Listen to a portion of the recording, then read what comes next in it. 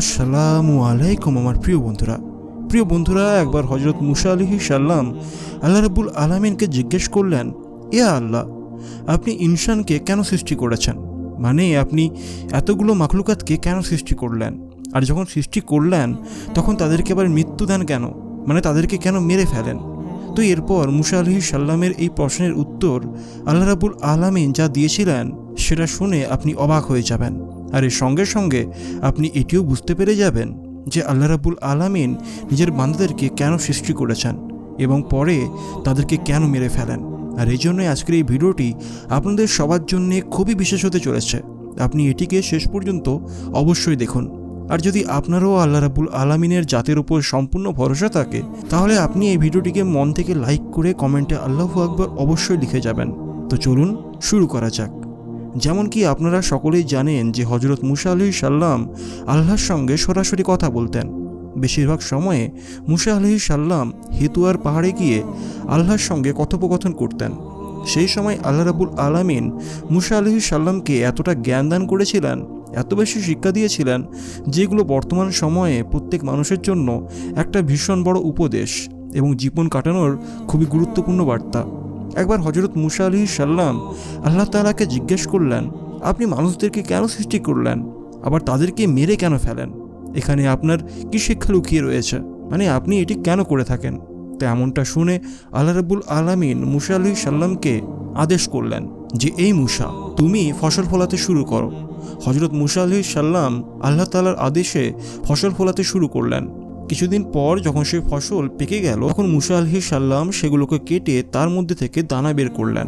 তেমনটি দেখে আল্লাহ রাব্বুল আলামিন মুসা আলাইহিস সালামকে বললেন, হে মুসা, তুমি নিজের ফসল তৈরি করলে আবার সেটিকে তুমি নিজে কেন কেটে ফেললে? এমনটা শোনার পর হযরত মুসা আলাইহিস সালাম বললেন, ইয়া আল্লাহ, যখন ফসল পেকে গিয়েছিল তখন তার ভেতরে দানা ছিল এবং বাইরে খোসা ছিল। এবার দুটোকে একসঙ্গে রেখে দেওয়া কোনো বুদ্ধিমানের কাজ নয়। আর এই জন্যই এখানে জ্ঞান সম্পূর্ণ কথাটি যে সেই দুটোকে যেন আলাদা আলাদা করে রাখা হয়।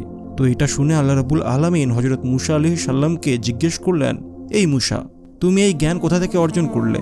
হযরত মুসা আলাইহিস সালাম তখন আল্লাহ রাব্বুল আলামিনের কাছে বললেন, ইয়া আল্লাহ, আমার সবকিছু জ্ঞান, সবকিছু শিক্ষা, শব্দ আপনি দান করেছেন।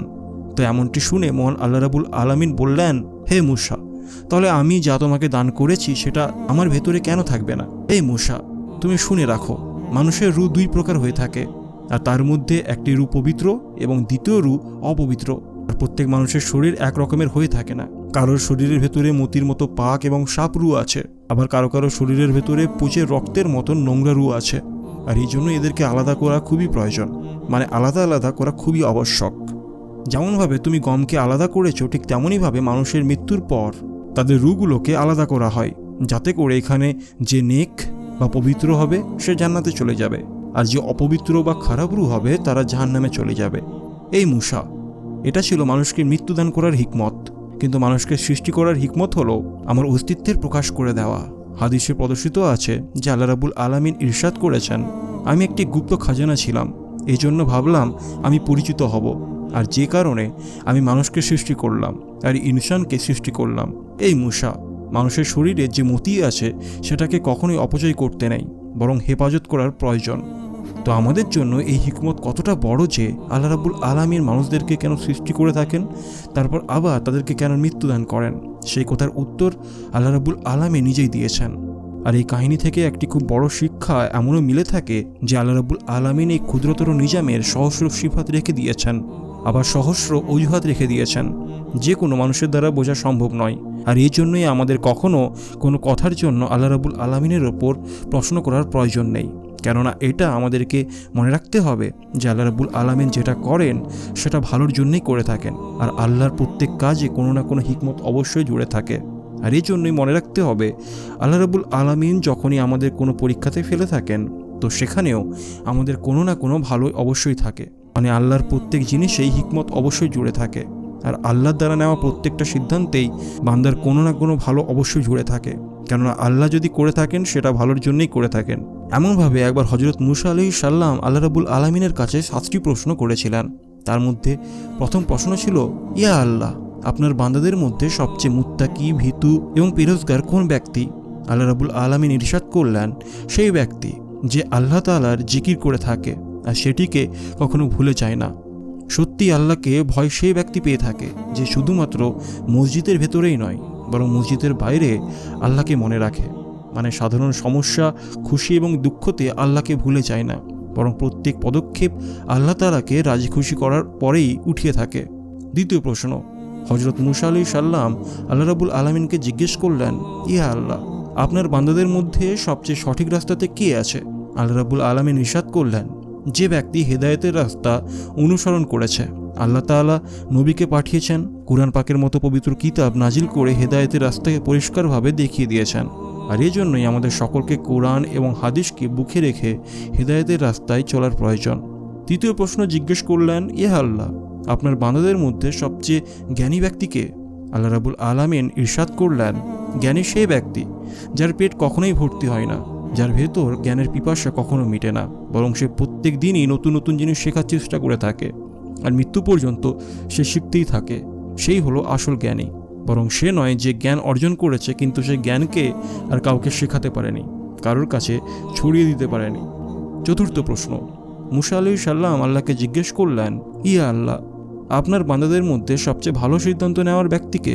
আল্লাহ রাব্বুল আলামিন ইরশাদ করলেন, সেই ব্যক্তি যে মানুষদেরকে সেই আদেশ করে থাকে যেটি সে নিজেও করে থাকে।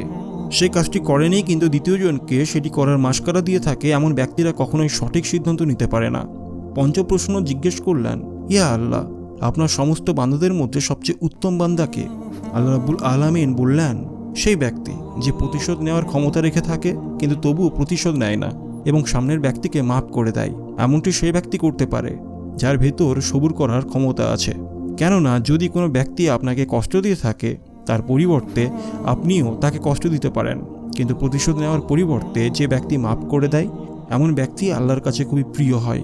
6 নম্বর প্রশ্ন, হযরত মুসা আলাইহিস সালাম আল্লাহকে জিজ্ঞেস করলেন, ইয়া আল্লাহ, আপনার কাছে সবচেয়ে ধনী ব্যক্তিকে? তখন আল্লাহ রাব্বুল আলামিন ইরশাদ করলেন, সেই ব্যক্তি যার কাছে যতটুকু আছে সে ততটুকু নিয়ে সন্তুষ্ট থাকে। গরিব সেই ব্যক্তি যার কাছে প্রচুর ধনসম্পদ আছে কিন্তু তবুও তারা সন্তুষ্ট নয়, আবার রাত দিন তার পেছনে ছুটে বেড়ায়। সপ্তম প্রশ্ন, মুসা আলাইহিস সালাম আল্লাহকে জিজ্ঞেস করলেন, ইয়া আল্লাহ, আপনার বান্দাদের মধ্যে সবচেয়ে বেশি ফকির কোন ব্যক্তি? আল্লাহ রাব্বুল আলামিন ইরশাদ করলেন, মুসাফির ব্যক্তি। মুসাফির ব্যক্তি যখন কোনো সমস্যাতেই পড়বে, যখন কোনো মুশকিল পরিস্থিতিতে পড়বে, তখনই তাদেরকে যতটুকু পারা যায় ততটুকুই সাহায্য করার প্রয়োজন। তো বন্ধুরা, এই ছিল আজকের ভিডিওটা যদি একটু হলেও ভালো লেগে থাকে তাহলে অবশ্যই একটি লাইক করবেন, আর চ্যানেলে যদি নতুন হয়ে থাকেন তাহলে অবশ্যই চ্যানেলটিকে সাবস্ক্রাইব করে বেল আইকন প্রেস করে দেবেন। তো চলুন বন্ধুরা, দেখা হবে পরের ভিডিওতে।